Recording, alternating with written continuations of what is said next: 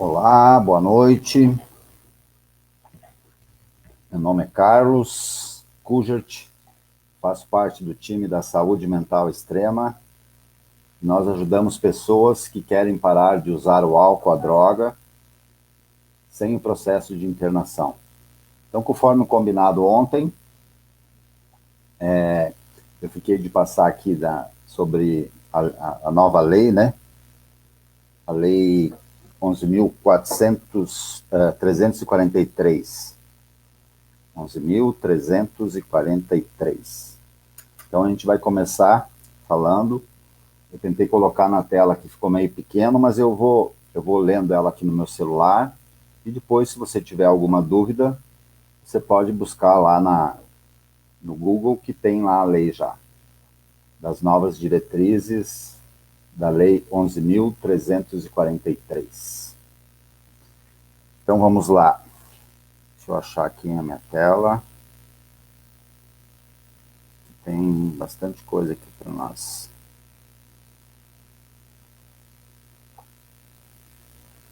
Um minutinho.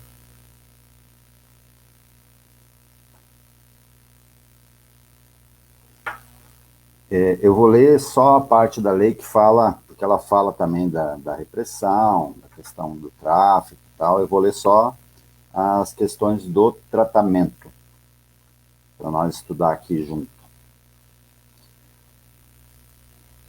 Do Sistema Nacional de Políticas Públicas sobre Drogas. Artigo 3. O SISNAD tem a finalidade de articular, integrar, organizar e coordenar as atividades relacionadas com a prevenção do uso indevido, a atenção e a reinserção social de usuários e dependentes de drogas, a repressão da produção não autorizada e do tráfico ilícito de drogas. Entende-se por SINAD o conjunto ordenado de princípios, regras, critérios e recursos materiais e humanos que envolvem as políticas, planos, programas, ações e projetos sobre drogas, incluindo-se nele, por adesão, o sistema de políticas sobre drogas dos estados, distritos e municípios. A SISNAD atuará em articulação com o Sistema Único de Saúde, o SUS, e com o Sistema Único de Assistência Social, o SUAS. Então, essa é uma parte nova da lei, que agora o SUS e o SUAS também vão integrar. Deixa eu passar para o próximo aqui. Na seção 4, do tratamento do usuário ou dependente de drogas. No artigo 23, as redes de serviços de saúde da União, dos Estados, do Distrito Federal, dos municípios, desenvolverão programas de atenção ao usuário e ao dependente de drogas, respeitadas as diretrizes do Ministério da Saúde e os princípios explicitados no artigo 22 desta lei.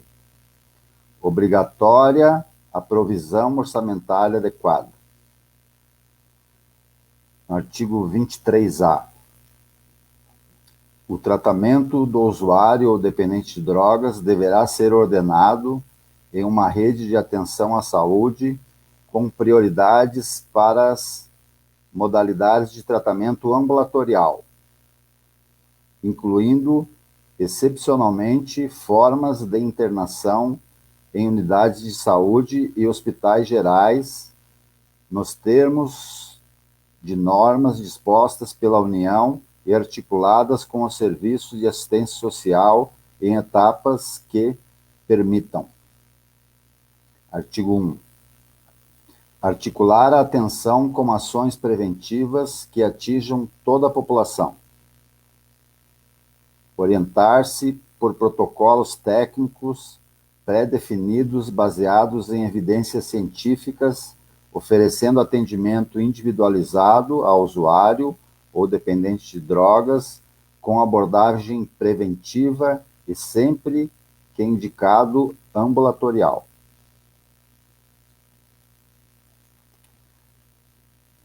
Terceira. Aqui do inciso 3. Preparar para a reinserção social e econômica, respeitando as habilidades e projetos individuais por meio de programas que articulem educação, capacitação para o trabalho, esporte, cultura e acompanhamento individualizado. No artigo 4, acompanhar os resultados pelo SUS, SUAS e SISNAD de forma articulada. Caberá à União dispor sobre os protocolos técnicos de tratamento em âmbito nacional. No inciso 2, a internação de dependentes de drogas somente será realizada em unidades de saúde ou hospitais gerais, dotados de equipes multidisciplinares, e deverá ser obrigatoriamente autorizada por médico devidamente registrado no Conselho Regional de Medicina, CRM, do estado onde se localiza o estabelecimento no qual será a internação. Então, aqui ele está dizendo que a internação de dependentes de drogas somente será realizada em unidades de saúde ou hospitais gerais, que é a novidade também. No inciso 3, são considerados 2 tipos de internação. Artigo 1, internação voluntária. Aquela que se dá com consentimento do dependente de drogas. E a internação involuntária. Então, a internação voluntária é aquela que se dá com o consentimento do dependente de drogas, que terá que ser feita no hospital. Deixa eu ver aqui, nós estamos na terceira, né?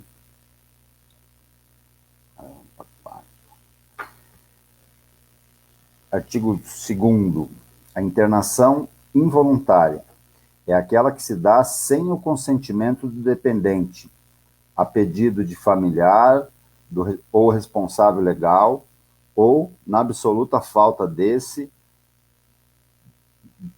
de servidor público de área de saúde, da assistência social ou dos órgãos públicos integrantes do SISNAD, com exceção de servidores da área de segurança pública que constate a existência de motivos que justifiquem a medida.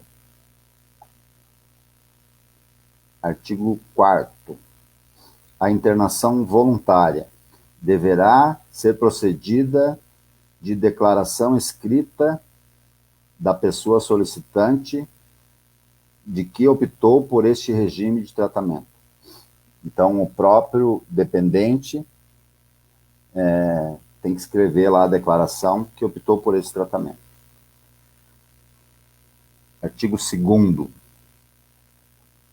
Seu término dar-se-á por determinação do médico responsável ou por solicitação escrita da pessoa que deseja interromper o tratamento. Então, a pessoa, sendo ela voluntária, ela mesma pode pedir e o médico tem que assinar a alta. Artigo 5º. A internação involuntária deve ser realizada após a formalização da decisão por médico responsável. Artigo 2º. Será indicada depois da avaliação sobre o tipo de droga utilizada, o padrão de uso e, na hipótese comprovada, da impossibilidade de utilização de outras alternativas terapêuticas prevista na rede de atenção à saúde. Então, a internação involuntária é só depois que ele passou pelos outros processos. Artigo 3º, perdurará apenas pelo tempo necessário a desintoxicação no prazo máximo de 90 dias. Então, a internação involuntária é no máximo de 90 dias. Tem seu término determinado pelo médico responsável. Agora nós estamos na quinta.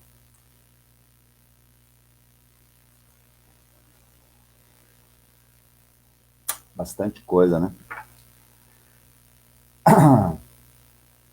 Inciso 3, aqui pegou mais outro pedaço. Perdurará apenas pelo tempo necessário a desintoxicação, no prazo máximo de 90 dias, tendo seu término determinado pelo médico responsável. O médico que assinou lá a internação. No artigo 4, a família ou representante legal poderá a qualquer tempo requerer ao médico a interrupção do tratamento. Mesmo na involuntária, a família também pode pedir o término. Artigo 6º. A internação em qualquer de suas modalidades só será indicada quando os recursos extra-hospitalares se mostrarem insuficientes. Então, antes tem que tentar as outras formas, daí se não der certo, em último caso, é feita a internação involuntária. Artigo 7. Todas as internações e altas de que trata esta lei deverão ser informadas em no máximo de 72 horas ao Ministério Público, à Defensoria Pública e a outros órgãos de fiscalização por meio de sistema informatizado único, na forma do regulamento desta lei. 8º. É garantido o sigilo das informações disponíveis no sistema referido e o acesso será permitido apenas às pessoas autorizadas a conhecê-las, sob pena de responsabilidade. Artigo 9º. É vedada a realização de qualquer modalidade de internação nas comunidades terapêuticas acolhedoras. Então, a internação voluntária e involuntária é só no hospital. Artigo 9º. É vedada a realização de qualquer modalidade de internação nas comunidades terapêuticas. O planejamento e a execução do projeto terapêutico individual deverão observar, no que couber, o previsto na lei, que dispõe sobre a proteção. Agora a gente está no 6º.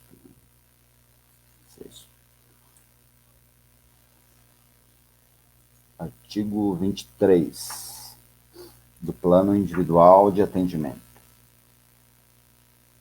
O atendimento ao usuário ou dependente de drogas na rede de atenção à saúde dependerá de avaliação prévia por equipe técnica multidisciplinar e multissetorial, e elaboração de um plano individual de atendimento, PIA.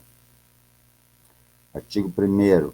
Avaliação prévia da equipe técnica subsidiará a elaboração e execução do projeto terapêutico individual a ser adotado, levantando, no mínimo, o tipo de droga e o padrão do seu uso e o risco à saúde física e mental do usuário dependente de drogas ou das pessoas às quais convive. Que é mais ou menos aquilo que tinha, né? Está se colocando em risco, colocando outras pessoas em risco. Artigo 3º. O PIA deverá contemplar a participação dos familiares ou responsáveis, os quais têm o dever de contribuir com o processo, sendo esses, no caso de crianças e adolescentes, passíveis de responsabilização civil, administrativa e criminal nos termos da lei, do Estatuto da Criança e do Adolescente. Agora nós estamos no 7º.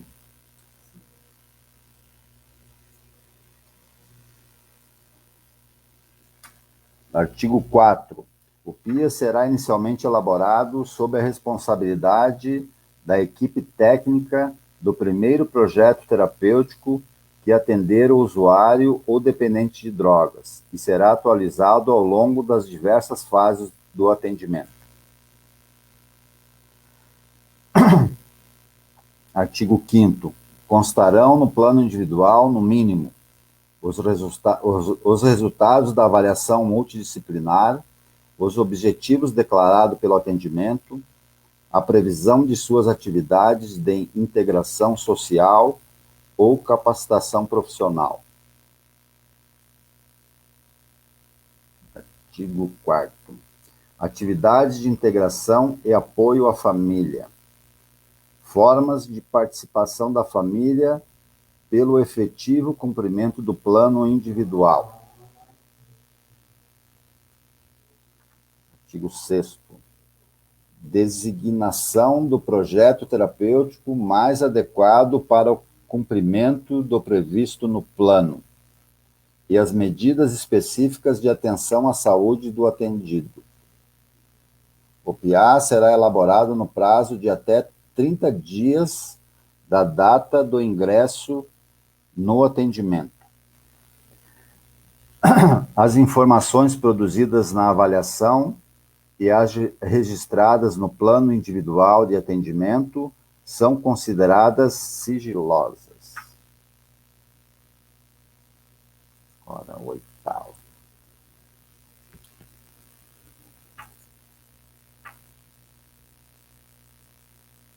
As informações são consideradas sigilosas. Artigo 24º. A União, os Estados, o Distrito Federal e os municípios poderão conceder benefícios às instituições privadas que desenvolverem programas de reinserção no mercado de trabalho do usuário e do dependente de drogas encaminhadas por órgãos oficiais. Isso é legal.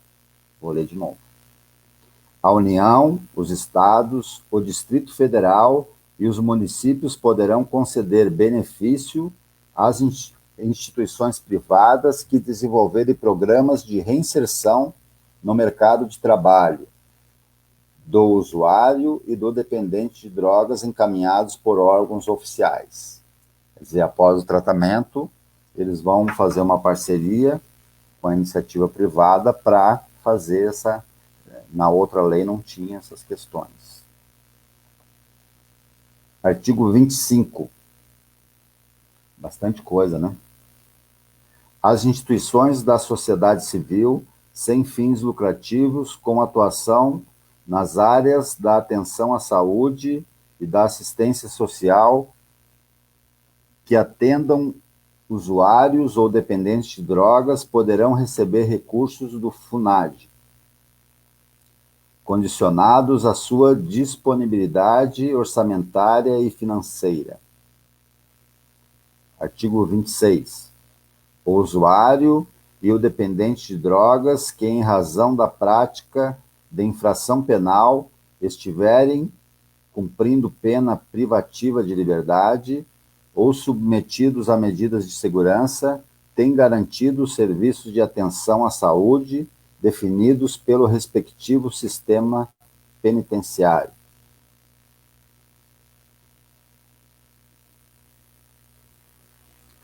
Agora vem a seção 6, vai falar do acolhimento em comunidades terapêuticas, que aqui mudou a nomenclatura, né?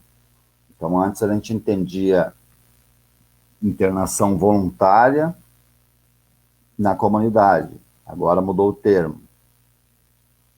O acolhimento do usuário ou dependente de drogas na comunidade terapêutica acolhedora caracteriza-se por oferta de projetos terapêuticos ao usuário ou dependente de drogas que visam a abstinência.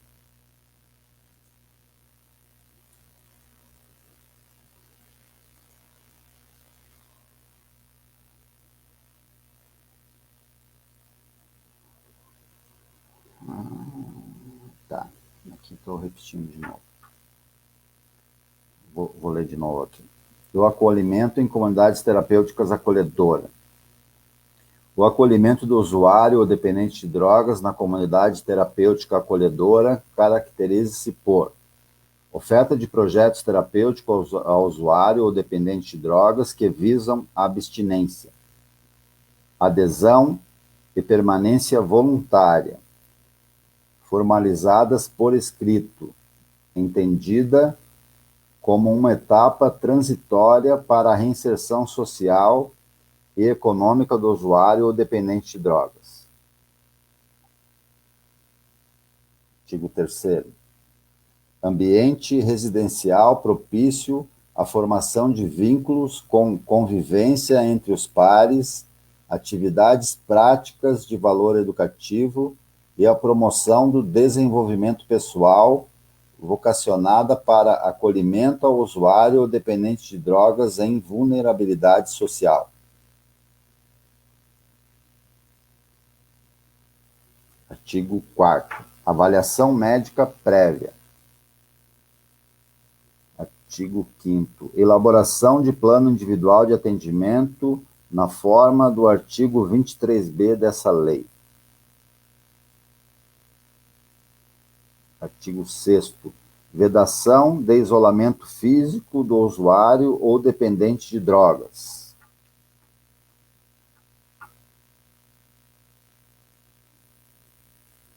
Não são elegíveis para o acolhimento as pessoas com comprometimento biológico,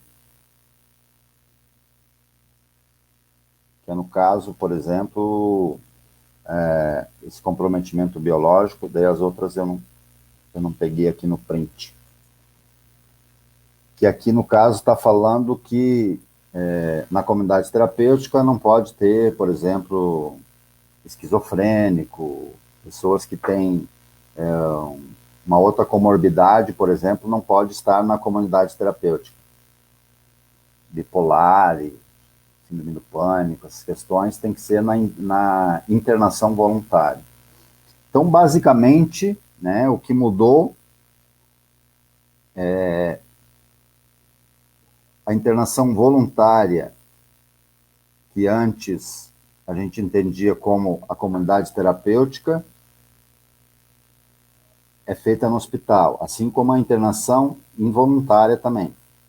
Então, a voluntária e a involuntária é feita no hospital. Na comunidade terapêutica, é o acolhimento voluntário.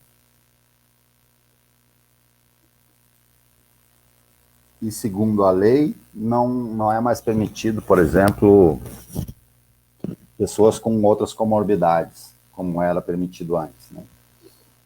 Então, foram bastante mudanças, algumas positivas, outras negativas, mas é uma questão que a gente vai ter que entender melhor essa lei, de repente com a ajuda de um advogado, porque vai mudar bastante coisa no tratamento, né? Então, é bastante provável que as clínicas, comunidades terapêuticas agora, no decorrer desse ano de 2021, vão ter que se adequar a essas novas normas, né?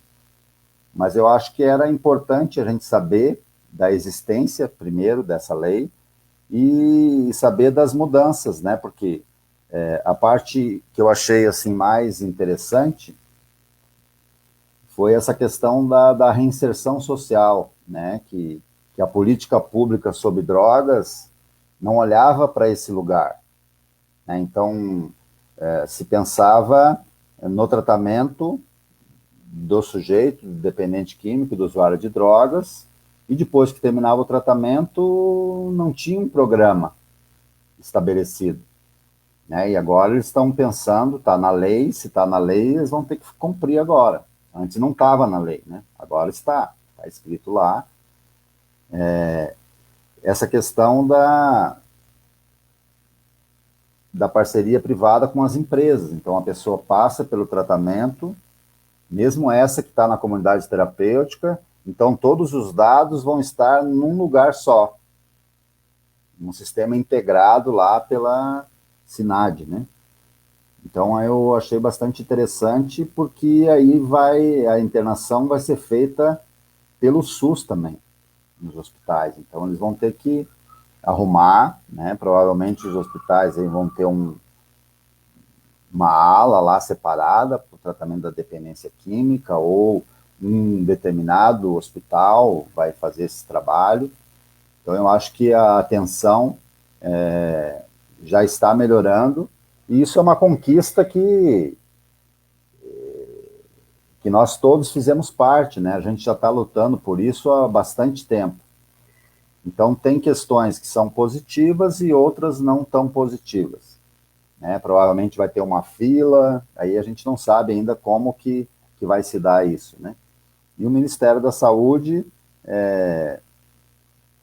vai ter que se organizar agora, né, para montar esse plano aí, né? E a gente vai ficar atento, inclusive para cobrar, né, das autoridades essa questão da lei, né? Agora que está na lei, é muito mais fácil da gente ir lá e apontar o dedo, botar o dedo na ferida. Então, sobre a lei, eram essas questões, mas aí se você tiver alguma dúvida, tiver um tempo maior, você pode entrar lá no Google que está lá. Está lá a lei atualizada, né? Tem a lei de 2006 e tem a lei atualizada agora de 2020. Então, a lei é 11.343.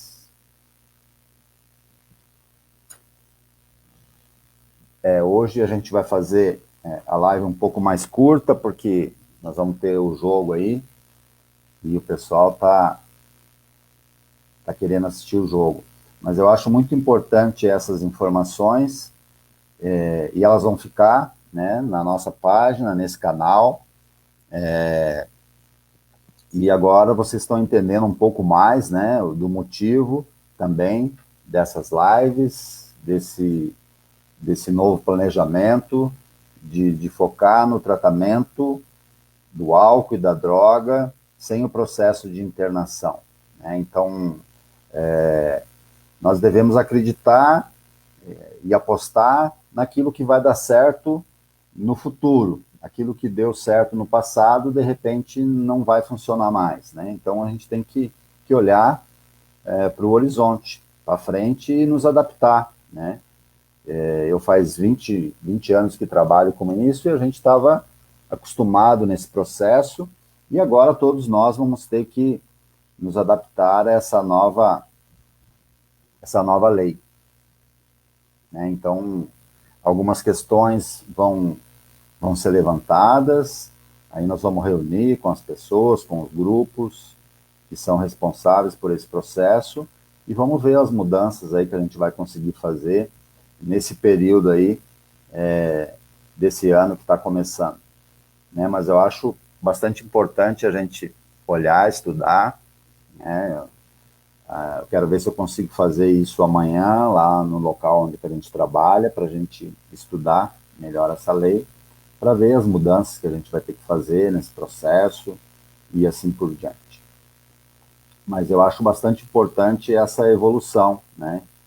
De que nós temos esse sistema do SUS, então a rede do SUS e do SUAS vão auxiliar bastante, principalmente aqueles que têm menos recursos, né? Não vai ficar só lá no CAPS, né? Que o CAPS não estava dando conta e ficou muito limitado aquele serviço, aquele trabalho. E as questões da saúde mental,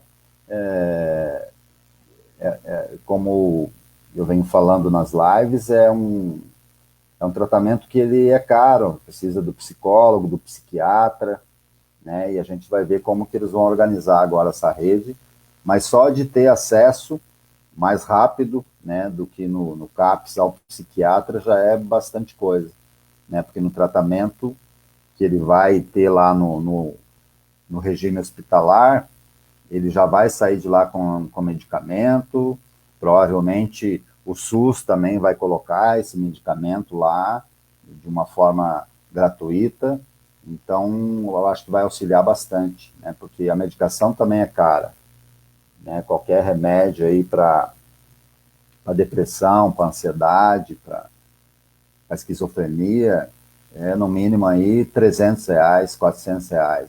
não é fácil a gente manter uma medicação contínua nesse valor, né? Tem famílias aí que conseguem se manter com R$ 300, né, na compra lá do mês. Então não é fácil, né? E essas pessoas precisavam desse auxílio, e graças a essa luta, a gente está reivindicando os direitos, as coisas estão começando a acontecer. Então a gente está vendo aí no horizonte que de repente não vai acontecer amanhã, mas daqui 1 ano, 2 anos, a gente já vai estar numa outra condição. Porque hoje, na verdade, o dependente químico, ele é desassistido, né? Até então era desassistido pelo Estado, né? Quem fazia esse trabalho era só a iniciativa privada, através das clínicas, comunidades terapêuticas. Então, agora todo mundo vai ter que se alinhar e trabalhar junto, e eu acredito que assim a gente vai ter um resultado muito mais efetivo aí no tratamento da dependência química. Então era isso sobre a lei, e amanhã nós voltamos aqui no mesmo horário para falar de um outro assunto. Ok? Então espero você amanhã. Forte abraço e se cuide.